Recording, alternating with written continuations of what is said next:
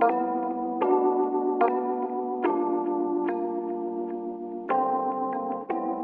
guys, Left-Handed Chef here. Welcome back to another video. Today we're making traditional Swedish pancakes, topped with fresh strawberries, whipped cream and a blueberry and raspberry jam. This recipe is very simple, and the great thing is you most likely always have these ingredients at home. If you ever crave a crepe, it's easy to whip up. In a bowl, crack 3 eggs and add 1/3 cup of sugar. Beat the eggs and the sugar with a whisk until the egg yolks are broken up. Add 2.5 cups or 600 milliliters of milk. Stir in 2 tablespoons of melted butter. If you're using salted butter, do not add any additional salt. Add 1¼ cup of all-purpose flour.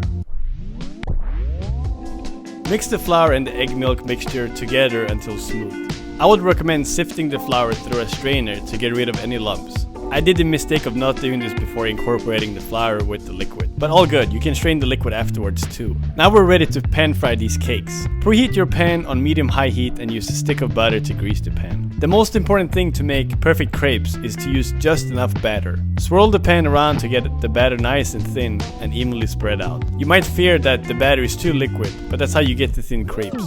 I use a spatula to check the crust, and if it comes off the pan, then you know it's about ready to be flipped. Once you see that the batter has browned slightly, it's ready to be flipped. Repeat this process until all the batter is gone.